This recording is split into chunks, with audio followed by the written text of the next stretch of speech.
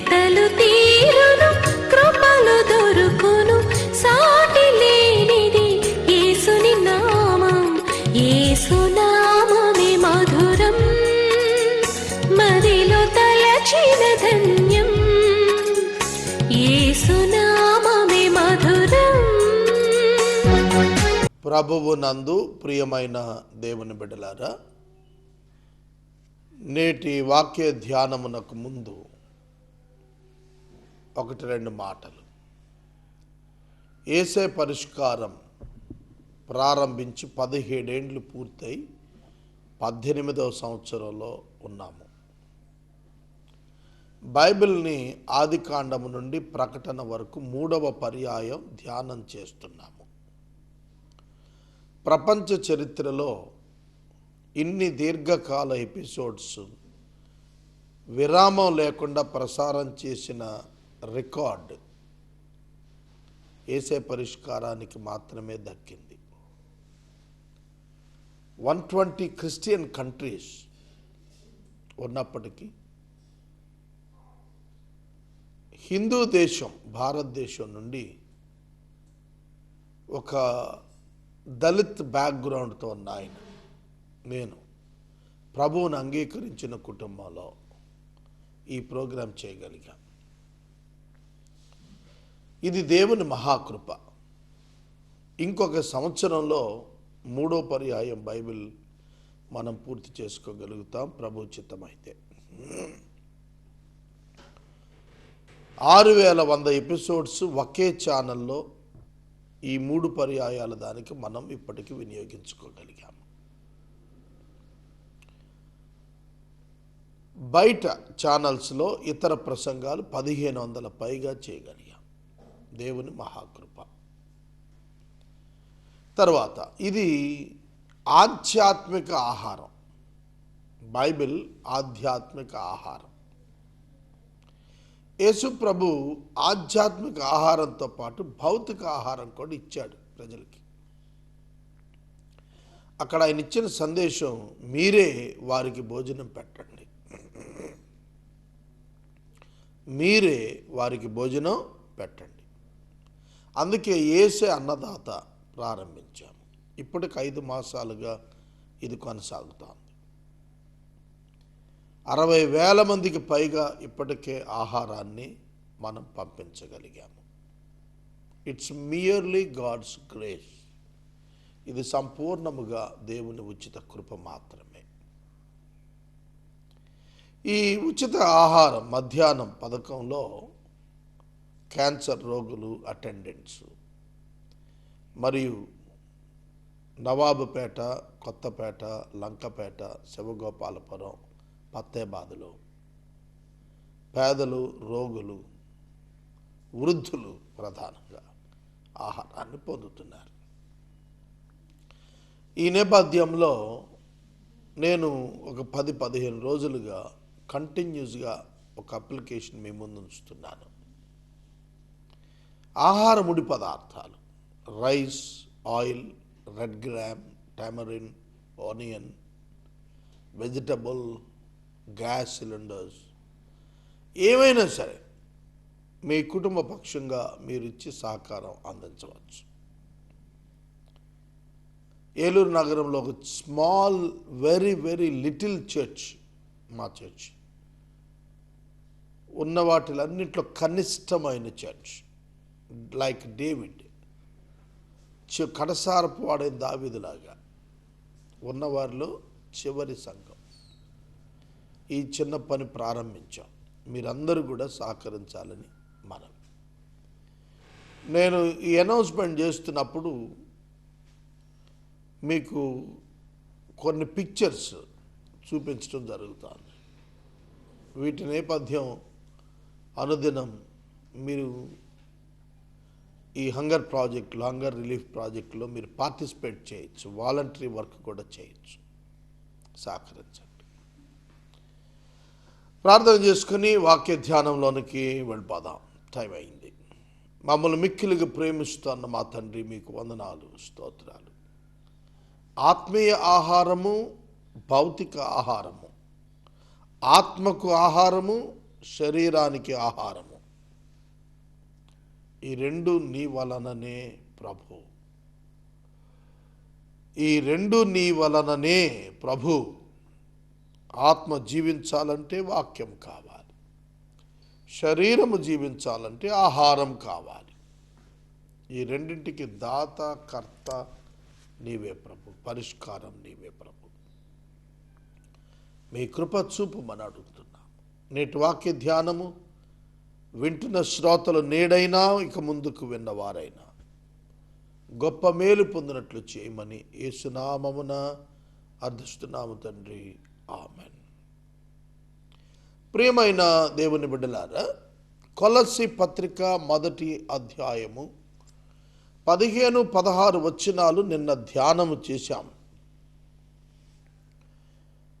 యేసుక్రీస్తు అదృశ్య దేవుని స్వరూపి. అదృశ్య దేవుని స్వరూపి. చూడండి, కనపడని దేవుడు అదృశ్యుడు.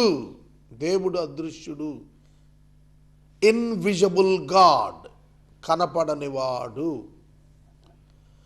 భౌతిక నేత్రం దేవుణ్ణి చూడలేదు. అర్థమైందా? దేవుడు ఆత్మ. Human I cannot see the spirit. అర్థమవుతుందా? కాబట్టి ఈ అదృశ్యుడైన దేవుణ్ణి కనపరచటానికి, ఈ ఇన్విజిబుల్ గాడ్ని, అదృశ్యుడైన దేవుణ్ణి కనపరచటానికి ఇమేజ్ ఆఫ్ గాడ్, దేవుని యొక్క స్వరూపిగా యేసు ప్రత్యక్షమయ్యారు. యేసుక్రీస్తు ప్రభువు మానవరీత్యా జన్మించిన వారు కాదు, తల్లిదండ్రుల సంపర్కము చేత పుట్టినవాడు కాడు. కన్యక గర్భాన్న మానవ ప్రమేయం లేకుండా దేవుని వాక్యము, the second person in Trinity, transformed into the flesh, శరీరము ఆకృతి ధరించుకున్నాడు, దాల్చాడు. It is nothing but the incarnation, నర అవతారంగా వచ్చాడు. నరుని రూపములో ఆయన భూమి మీదకి వచ్చాడు. రక్త మాంసాలు కలిగి వచ్చాడు. పాత నిబంధనలో 46 పర్యాయాలు వచ్చాడు శరీరంతో. అయితే ఆ శరీరం మహిమ శరీరం, ఆయన ప్రత్యక్షతలన్నీ కూడాను. కానీ ఇక్కడ రక్తమాంసముల శరీరం, రక్తమాంసముల శరీరం. ఓల్డ్ టెస్టిమెంట్లో ఏదైనా వనములో దేవుడు ప్రత్యక్షమైనప్పుడు, అలాగే మనకు ఆదికాండం 18లో మమ్రేలో ప్రత్యక్షమైనప్పుడు, ఆదికాండం 32లో యాకోబు దగ్గర ప్రత్యక్షమైనప్పుడు, ఇవన్నీ మనం చూస్తుంటే ఇవన్నీ కూడాను ఫిజికల్ ఐ, మనం భౌతిక నేత్రంతో చూచేటట్లు, తాకేటట్లు వచ్చినవి. అయితే అవి మహిమతో కూడినటువంటివి ప్రత్యక్షతలు.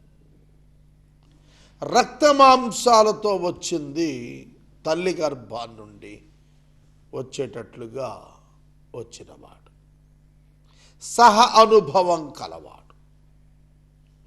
హీ ఎక్స్పీరియన్స్డ్ ద చైల్డ్హుడ్, బాల్యాన్ని అనుభవించినవాడు. ఒక మాట చెప్పాలా మీకు? ఆయన పుట్టినప్పుడు the body, physical body requires oxygen. అవును కదా? మీరు చూడండి, బేబ్స్ పుట్టిన వెంటనే ఆ తల్లి గర్భంలో ఉండే వాతావరణానికి, బయట అట్మాస్ఫియర్కి అడ్జస్ట్ అవ్వటానికి రాక బిక్కి తెచ్చిన టైప్ అవుతారు. అప్పుడు మంత్రసానో డాక్టర్ గారు తల కిందలుగా వేలాడేసి వీపు మీద వెనక భాగాన చరుస్తారు, నొప్పి కలిగిస్తారు. Sometimes they give artificial breath also.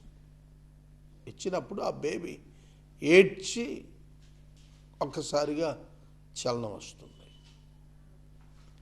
యేసుక్రీస్తు ప్రభు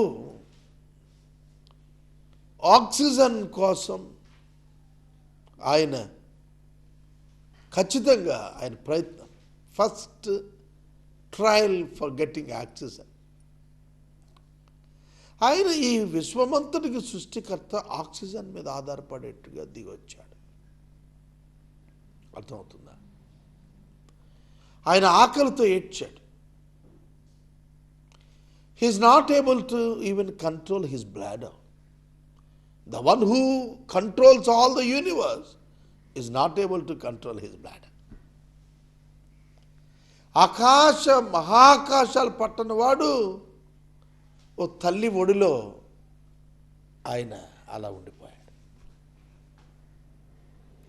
సింహాసనాసీనుడు పశువుల తొట్లో పడుకున్నాడు. Imagine how great change it is. ఆయన నరావతారిగా వచ్చాడు. ఎందుకు? ఆకాశమందున్నవి, భూలోకమందున్నవి, దృశ్యమైనవి, అదృశ్యమైనవి అన్నింటినీ కూడా ఆయన యునైట్ చేయటానికి వచ్చాడు. అన్నింటినీ ఆయన యునైట్ చేయటానికి వచ్చాడు, కలుపుటానికి వచ్చాడు. ఇవన్నీ పాపము కారణంగా విడిపోయాయి. పాపము కారణముగా విధ్వంసం అయిపోయిన వాటిని తన శిలువ కారణం చేత తిరిగి సమాధానపరచటానికి దేవుడే నరుడుగా స్వయాన నడుం బిగించాడు. దేవుడే స్వయాన నడుం బిగించాడు. ఇది ఆత్మ సంబంధమైన గొప్ప స్థితి. దేవునితో సంబంధం తిరిగి మానవునికి క్రీస్తు ద్వారా ఏర్పరచడానికి మార్గాన్ని దేవుడు యేసుక్రీస్తు యొక్క శరీరమునందు తెరచిరుగుట ద్వారా ఏర్పాటు చేశాడు. యేసుక్రీస్తు శరీరమున మృతి నొంది శరీరమున పునరుద్ధానం చెందుట ద్వారా మృతులైన వారందరికీ తిరిగి లేస్తారనే ఒక నిరీక్షణ ఇవ్వటానికి ఆయన ఈ లోకానికి నరావతారిగా వచ్చాడు. తండ్రి, కుమార, పరిశుద్ధాత్మ అను ముగ్గురు వ్యక్తుల వ్యక్తిత్వాల సమ్మిళితమైనటువంటి తత్వము శరీరమున వహించుకొని ఈ లోకాన ఆయన 33.5 సంవత్సరాలు సంచరించాడు. అందుకే 4 మాటలు: by him, through him, for him and in him.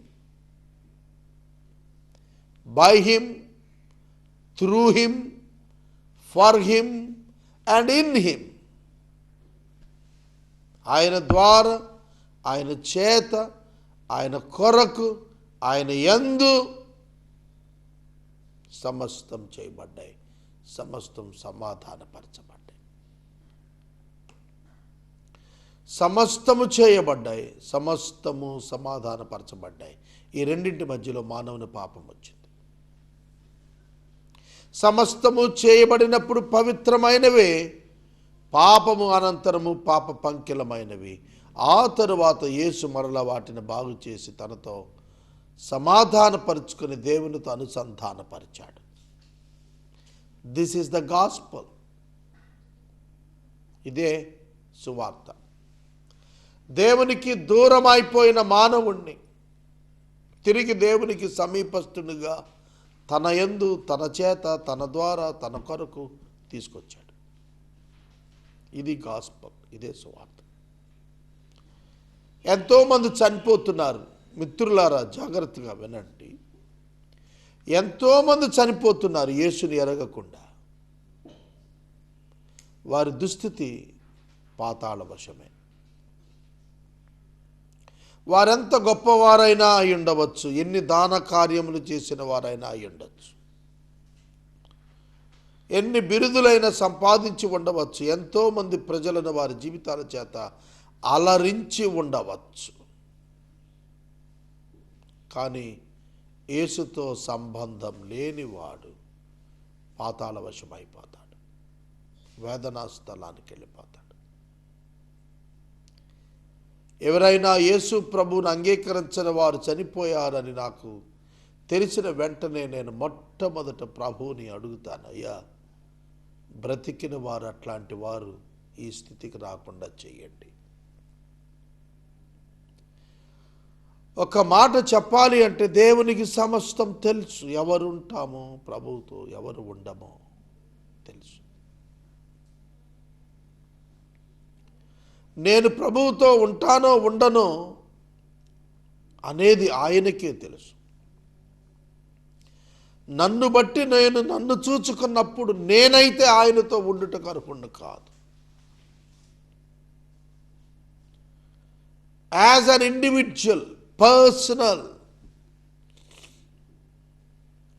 వాక్యం ఎదుట నిలబడినప్పుడు అద్దము చూపించినట్లుగా దోషారోపణ చేస్తుంది.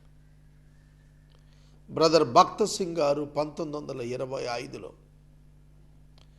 లండన్లో ఇంజనీరింగ్ చదువుతున్నప్పుడు కెనడా దేశానికి వెళ్ళాలని సమ్మర్ హాలిడేస్లో వెళ్ళినప్పుడు అందరితో పాటుగా క్రిస్టియన్ వర్షిప్ అటెండ్ అయినప్పుడు కీర్తనల గ్రంథంలో నుండి దేవుని వాక్యం ఆయనతో మాట్లాడుతూ ఉండగా తాను పాపినని గుర్తించాడు. The same minute he turned his life. దేవుడు అతని జీవితాన్ని మార్చాడు. ఒక మహోన్నతమైన సేవకుడిని చేశాడు. అంత సేవకుడు కూడా ఒప్పుకునేది ఏమిటంటే, I'm the sinner and the chief sinner of all sinners. అంత గొప్ప సేవకుడు కూడా పాపుల్లో ప్రధాన పాపినని ఒప్పుకున్నాడు. సహోదరుడా, సహోదరి, నీవెంత నీతి కార్యములు చేసినా నీ పాపము నిన్ను విడిచిపెట్టదు. నీవెన్ని ధర్మ కార్యములు చేసినా నీ పాపము నిన్ను విడిచిపెట్టదు. Basic requirement is salvation through the blood of Jesus Christ. వేరే మార్గం లేదు. పోప్ జాన్ పాల్ II గారు భారతదేశాన్ని దర్శించినప్పుడు వివిధ మతాలకు సంబంధించినటువంటి సమ్మిట్, ఒక మీట్ పెట్టారు. అందులో అన్ని రకాల మతాల మత నాయకుల్లో శ్రేష్టమైన బోధకుల్ని హిందూయిజం, ఇస్లాం, సిక్, జైనిజం, అట్లా చాలా రకరకాలైన ఫిలాసఫీస్, రిలీజియస్ గ్రూప్ లీడర్స్ని పిలిచారు. అది లైవ్ టెలికాస్ట్ ఇచ్చారు. ఆయన వృద్ధుడు, అందరికంటే కూడా మాట్లాడిన వారందరిలో అతడే వృద్ధుడు. ఇటలీ ప్రాంతం నుంచి వచ్చినవాడు కదా, చాలా తెల్లని దుస్తులు వేసుకొని కూర్చొని వింటున్నాడు. శ్రద్ధగా 3 గంటల పాటు జరిగింది అది. విన్నాడు. అంతా అయిపోయిన తర్వాత ఆఖరిగా ఆయన మాట్లాడినప్పుడు ఆయన చెప్పిన ఒకే ఒక్క మాట,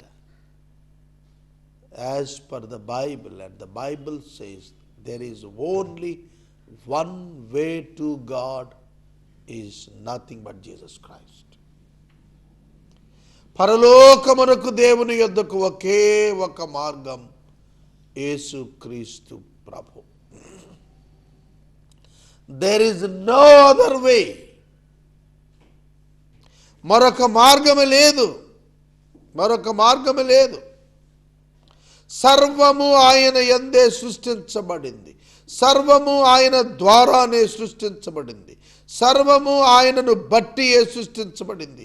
సర్వము ఆయన నిమిత్తమే సృష్టించబడింది. అంతా యేసు కొరకే. మనం కూడా యేసు కొరకే సృష్టించబడ్డాం. Ultimate eternal plan of God ఏం చెబుతుంది? యేసు నందు మనలను నీతిమంతులనుగా దేవుడు చూచాడు. జగత్తుకు పునాది వేయక మునుపు దేవుని కన్నులు నిన్ను నన్ను చూచాయి. మరి నువ్వు దేవుని చూడటానికి ఇష్టపడుతున్నావా? యేసుక్రీస్తు ద్వారా దేవునితో సమాధానపరచబడుటకు పరిశుద్ధ ఆత్మ చేత నీవు ఒప్పించబడితేనే దేవుని రాజ్యములో నీకు స్థానం ఉంటుంది. త్రిత్వము ప్రమేయము లేకుండా నీలో రక్షణ కార్యము జరగదు. తండ్రి అయిన దేవుని ప్రణాళిక, కుమారుడైన క్రీస్తు నెరవేర్పు, పరిశుద్ధాత్ముని యొక్క అన్వయింపు లేకుండా నీవు యేసుక్రీస్తుని చేరలేవు. You can't believe Jesus Christ without the help and the will of the spirit of God, holy spirit.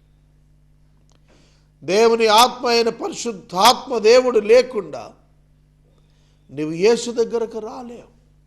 యేసు సహాయం లేకుండా నువ్వు దేవుని యొద్దకు రాలేవు. దేవుడు యేసును నీకు పరిచయం చేయాలని సంకల్పం ఇవ్వకపోతే నువ్వు యేసు దగ్గరికి రాలేవు. Triune God and his eternal plan,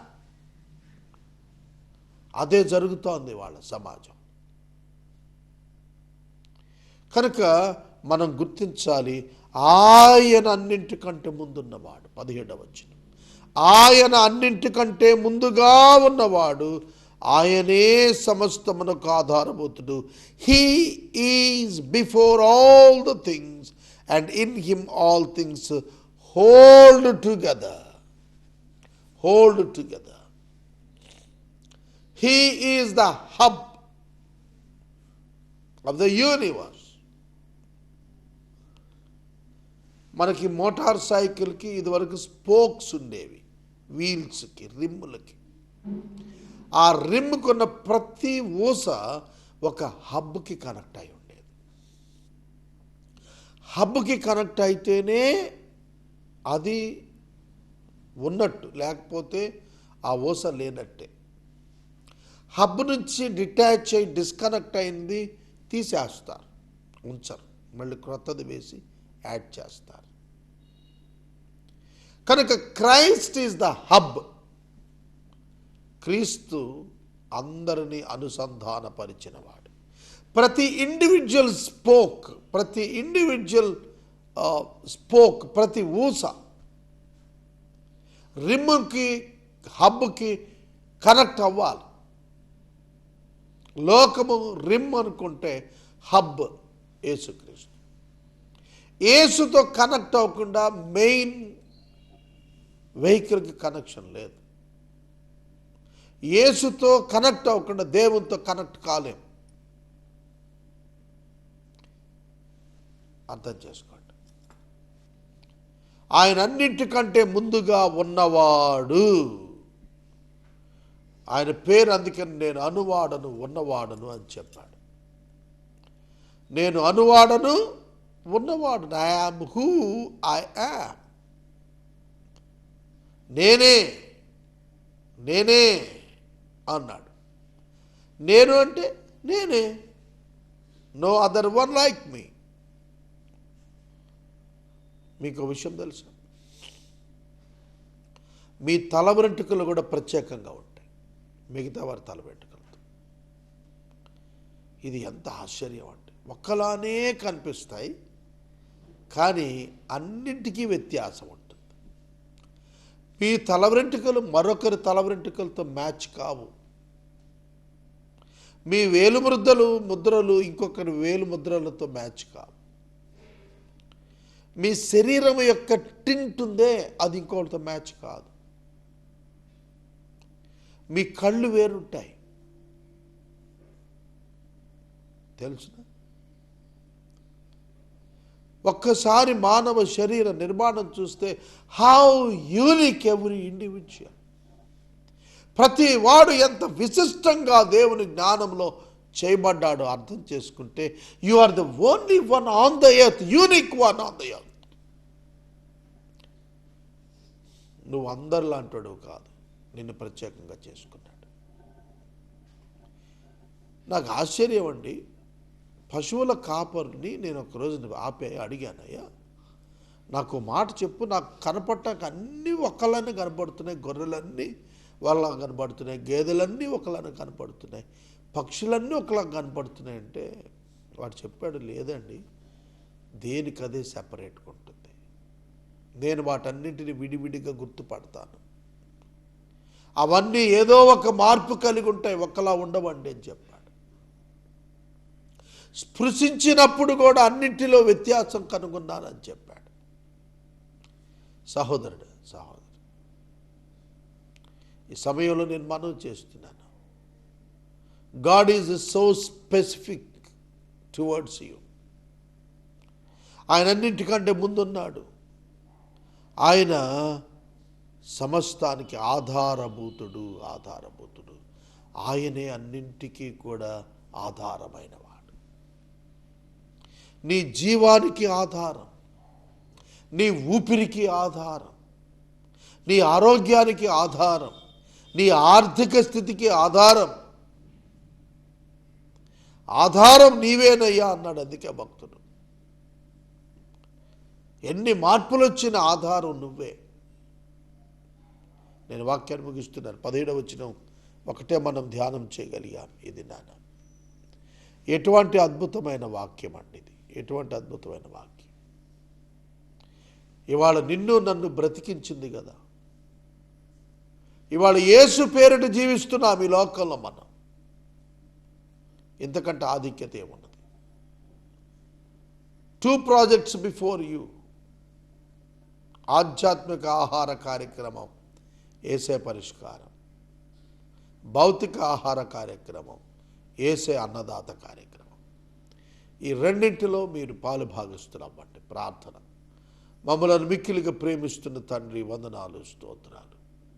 వాక్యము విన్న బిడ్డలను దీవించండి.